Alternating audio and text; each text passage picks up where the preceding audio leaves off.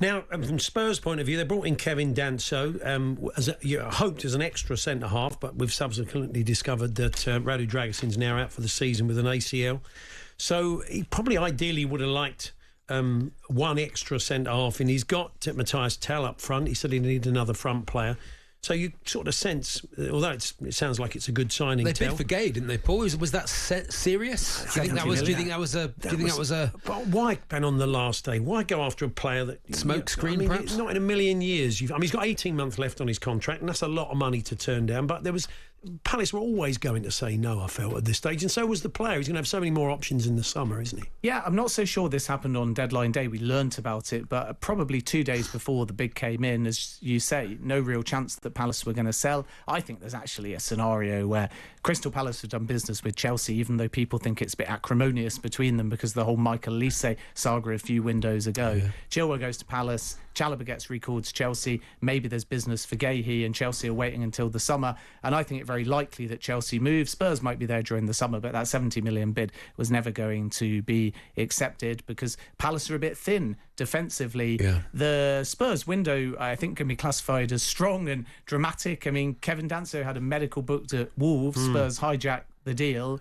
Matthias Tell said no to a permanent deal. Then it looked like a loan to Arsenal or Manchester United. And this was all on the morning of deadline day. And then suddenly they're able to agree a loan and basically an option. And if you add up the loan fee and the option fee, the overall package for Tell is almost identical to the permanent deal that they agreed with Bayern. But now there's a try before you buy element. And I think that Spurs will be relatively confident on that. The thing about Tell is that from Spurs' point of view, Ange Postecoglou loves a versatile player and he can go left wing or centre forward. And if Timo Werner's option, as is expected, is not taken, then there's a gap on the left side. And arguably, if Richarlison leaves, Dominic Solanke is injured at the moment, there's opportunities to play through the centre as well. I think what put off Arsenal was predominant left side, and they won a number 9. And what put off Manchester United with Tell is that the loan fee was very high.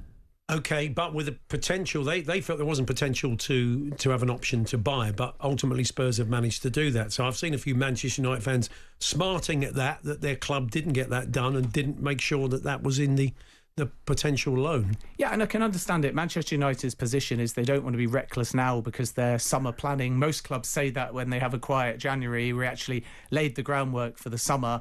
But I think Manchester United inquired about a loan because, in fairness, the player position after initially rejecting Spurs was he didn't want any potential or actual permanence. Yeah. So Manchester United thought, great, he's very interested in us, we'll do a straight loan. They heard the loan fee. It's in excess of £5 million, but there's add-ons on top of that, so it might be closer to 7.5, and then you're not getting the player with any kind of permanence. And the option for Spurs, believe it or not, was not there come lunch on deadline day. So this was something that saw the player fly for a straight loan, and whilst he was in the air, Daniel Levy's negotiating, saying, we already had that 60 million euros deal, so why don't we resurrect it a bit, change the formula? He lands, and then everyone decides it's in the interest of all parties. And my understanding is that Matthias Tell can say with this option that he doesn't want to join. Sure. So sometimes they just pre-agree it all. Other times the club say if they're going to take the option,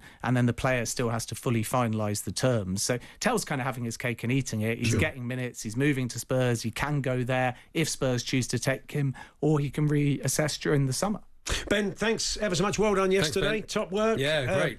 Ben Jacobs there, one of our top team, bringing you a deadline day. Danso's with Wolves. I was trying to find somewhere. Danso with Wolves. Danso with Wolves. Oh, it would have been great, wouldn't it? But it never happened. Paul Hawksbee and Andy Jacobs, Monday to Friday afternoons 1 till 4 on AM, on DAB, via the talkSPORT app and on your smart speaker.